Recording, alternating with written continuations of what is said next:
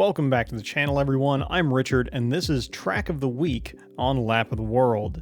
Last Friday, we virtually visited and learned about the highest altitude racetrack in the world, Autodromo de Pucarani. That video has now actually been shared in Bolivia, where the track is located. So if you're watching from that country, then welcome. This Friday, we are flipping the script to see how low we can go. We are exploring the altitude opposite of last week's circuit and going well below sea level to the lowest altitude racetrack in the world, the Thermal Club in Southern California.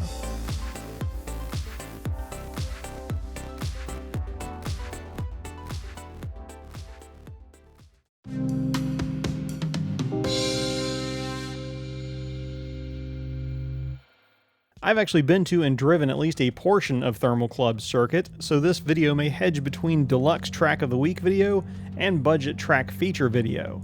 But getting to the point, that's right, we are going low today. And no, not in the manner of the youths with their stance, but in literal altitude. Putting things in perspective, American stock car racing more or less started at sea level. Daytona Beach sits at just enough positive altitude to allow cars to pass at low tide. The lowest point in the United Kingdom, by comparison, checks in at a modest 9 feet below that. About 1/3 of the Netherlands famously lies below sea level, protected only by dikes and seawalls. The lowest point in that country lies a full 22 feet below sea level, or about the inverse height of a two-story home. The lowest point in Australia, by comparison, is about 50 feet below, and we will more than double that quote-unquote depth to find today's track. Indeed, if this circuit were under actual water, it would lie below the maximum depth allowed for recreational scuba diving. The aptly named Thermal Club, built near the identically named town, lies just a few miles northwest of the Salton Sea, an accidentally man-made lake, the shores of which are home to several ghost towns of a bygone era. That's an interesting story on its own, but it's not why we're here. Unlike the derelict beach resorts of Bombay, the Thermal Club is still open for business, and at 133 feet below sea level, it is, to the best of my research, the lowest altitude racetrack in the world. Dealing with the obvious question first, with a name like Thermal, how hot is it really? Well, I could tell you from experience, but probably not without an expletive for emphasis, so let's just look at some numbers instead. The average temperature sounds fine, balmy even, at 72 degrees, but I should point out that without the miracle of irrigation, this track would be in the middle of a literal desert, so the swings from that center range from lows of 50 degrees to, well, the record high in Thermal California stands at a scorching 125 degrees F, or about 52 degrees C. So yeah, as I said, aptly named. The potential temperature, though, daunting as it may seem, hasn't kept the Thermal Club down. You may still recognize this track or parts of it from elsewhere on the internet. I'm certainly not the first or only YouTuber to have driven it. Most famously, certainly based on the number of views, Salamandrin used the South Palm circuit for his Hyper 5 series, in which he independently pitted the circa 2015 hypercar Holy Trinity against one another. Other notable internet famous visitors include That Dude in Blue, the crew from Hoonigan, GNAR-PM, Roadshow, and the electronic outlets for Motor Trend and Winding Road magazine, among others. I've also seen videos from various manufacturer press events and experience days. Why, though, you ask, would Lamborghini, for instance, want to host an event at an objectively hot AF track in the middle of a desert? Well, in addition to a track, the Thermal Club is, as its name implies, a club. A rather exclusive one. Your membership, such as it is, starts with a modest $125,000 initiation fee that also serves as something of a deposit on the casual millionaire few that you'll need to purchase one of the villas built to spec around the perimeter of the circuit. After that, a comparatively modest $1,800, give or take, monthly dues maintains your membership. That may sound like a lot, and it is, but in exchange, you gain access to some 5-star resort-level amenities, fine dining, race-themed lounges, fully appointed spa and gym, sports courts, and that's before you even get to the secure climate-controlled storage for your presumed stable of supercars, fully staffed race shop, fuel depots, full-service car wash, driver coaching, karting track, car control pads, and more than 5 contiguous miles of immaculately maintained racetrack. All that is to say that the Thermal Club is amazing. enough so to garner an award for Best Motorsports Facility in the World in 2017, but to drive it, you probably either have to be somebody or know somebody. That second method is how I, in spite of my own status as a mid-level multi-thousandaire, was able to drive Thermal's South Palm circuit 6 years ago. Thanks to the generosity of one Thermal Club member who was also an NSX Club member and was able to facilitate the use of the South Palm circuit for the track portion of NS Expo 2015. Now, I may joke about exclusivity and opulence, but honestly, even back in 2015, with the facility relatively incomplete and using only one of its now 3 modular circuits, the facility definitely felt very premium even then. The architectural finishes, even on the utility buildings, is what you'd expect from an exclusive neighborhood.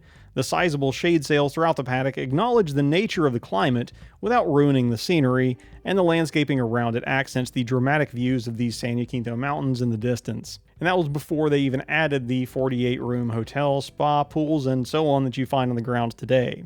The circuits themselves are also quite well appointed with cutting-edge electronic signaling, video monitoring, and what must be FIA-grade curbing and track surface.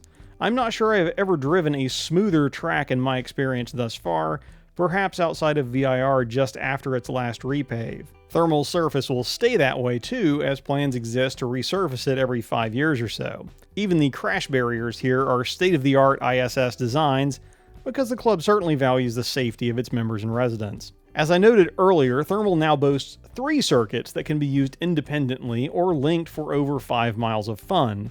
Designed by Alan Wilson, who also penned Barber Motorsports Park and Gingerman Raceway, among others, the South Palm, North Palm, and Desert circuits are each designed to have their own unique character, providing variety between them, but also complementing each other when connected. You can tell which circuit you're driving on or looking at because they are nicely color-coded. The only one of the 3 that I can speak to from experience is the red-themed South Palm circuit. It was the first built, and with a 2-mile lap length is also the longest. Billed by the club as their high-speed track where drivers can take their cars to the limit, I did hit nearly 120 miles an hour on the back straight in a stock motor NSX, so anything with modern horsepower should definitely be able to reach an entertaining speed before that braking zone. Speaking of braking zones, South Palm makes you use them. This circuit is 70% what I might call point and shoot, where your lap time will be dictated largely by how hard you can get out of turns and how deep you can gracefully brake into them. There are a couple of what I would call technical sections to break up the stop and go, but I noted 3 times over a single lap where I was asking my car to accelerate over 100 miles an hour and then drop anchor to as slow as 35 miles an hour. I'll leave my personal best lap at the end of the video. Slight brag, it's 2 seconds faster than a pro driver managed in a stock NA2 NSX when a roadshow did their old versus new comparison the following year. Suffice to say, South Palm is a good time, especially if you have horsepower and good brakes. Moving on to the other 2 circuits, the Thermal Club bills their North Palm track as featuring a sweeping carousel-style corner and challenging elevation changes. From watching video, the carousel is the Road America style, not the Nürburgring style, and while there are notable elevation changes, don't expect Road Atlanta on a desert plain. At 1.4 miles, it is the shortest of the 3 separable tracks, and I get the impression it's primarily intended as a side dish, either as a link between South Palm and Desert, or to add length and variety when combined with either of the other 2. The Desert Circuit, the last of the 3 constructed, and the middle child in length, checks in at 1.7 miles, and is billed as having connected cambered corners that mimic a mountain road, and other sections designed to mimic famous street circuits.